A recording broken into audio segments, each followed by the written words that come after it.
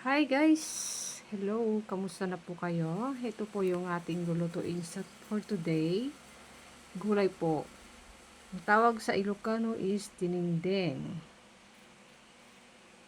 Sa Ilonggo naman, tawag nila sa ganitong gulay, laswa. So ito po yung lulutuin natin guys. Nakita nyo naman. Mayroon siyang kalabasa, patula, at saluyot. Yun lang po yung gulay niya. Sa ngayon, tatlong klase lang siya. Tapos pinakuluan lang siya, nilagay yung tanglad.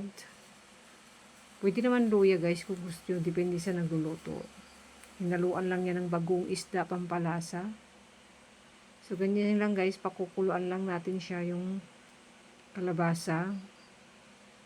Antay nating lumambot siya.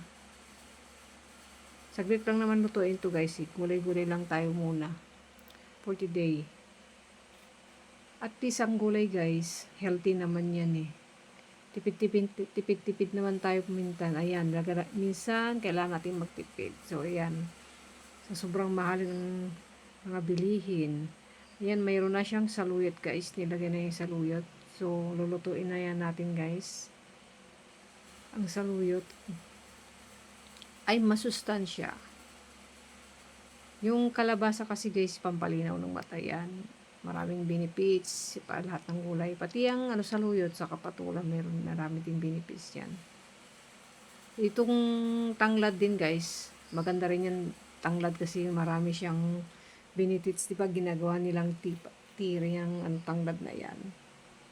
Pag masama pakiramdam mo, pwede mong lagain yung tanglad na yan. Kung ayaw mo nang uminom ng gamot, pwede.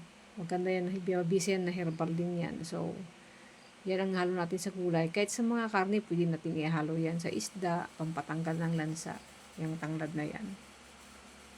Masarap siyang lutuin. Try nyo guys kung meron siyang tanglad. So, habang pinapalambot yan guys, antay-antay lang tayo guys. Saglit lang naman ang lutuin ng gulay. Hindi naman ganun katagalan.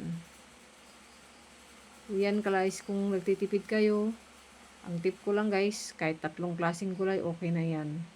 Sobrang mahalin talaga ng mga gulay. Pero kung may mga tanim naman kayo guys, pwede naman yan dagdagan ng ibang gulay yan. Pwedeng dagdagan ng sitaw, malunggay, ampalaya, okra, talong, pwede yan. Pwede yan na ihalo yan. Kahit anong klaseng gulay pwede naman dyan guys eh. Pwede rin ihaluan mo ng papaya kung gusto mo. Ganyan lang guys, lulutuin. Tapos haluan natin ng pritong isda. Pritong isda, pwede namang inihaw guys. Kung meron kayong pang-ihaw dyan, hindi mag-ihaw kayo. Much better. At para less oil guys. Ito yung guys, ang madalas na niluluto namin dito sa probinsya is gulay. Bihira lang kami magkarne. Kasi iniiwasan din natin yung magasusan tayo. Saka syempre, healthy food na rin tayo.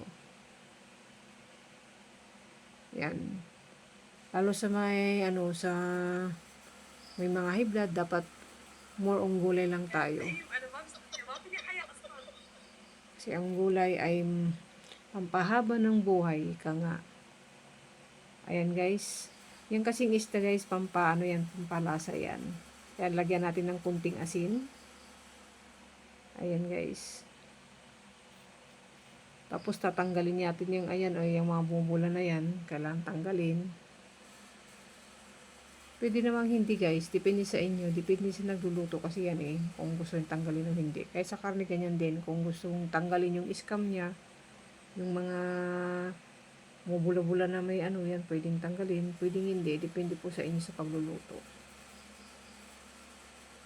Ayan guys. Saglit lang naman lutuin yung gulay na yan eh. Napakasimpleng luto lang guys.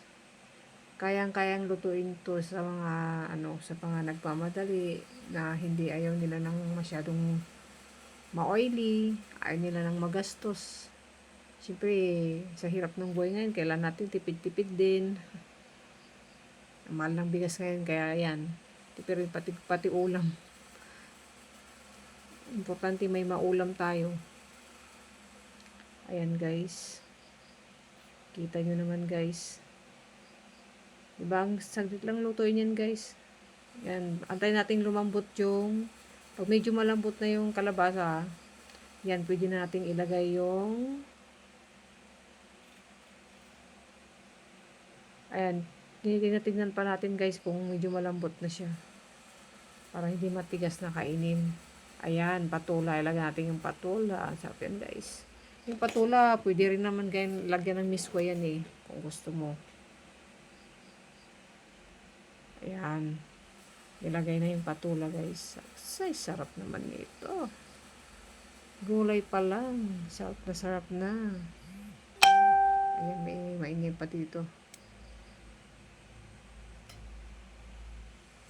Ayan guys, halo-haloin na natin ng konti. Kunting halo-halo lang. Halo-halo, mikos-mikos daw. Pero di naman mikos-mikos yan guys eh. Inuuso-uso nila dun sa mga mikos-mikos eh. Ayan guys. Oh, sarap ng ulams. Sa akin guys, simple lang kasi yung gulay nyo.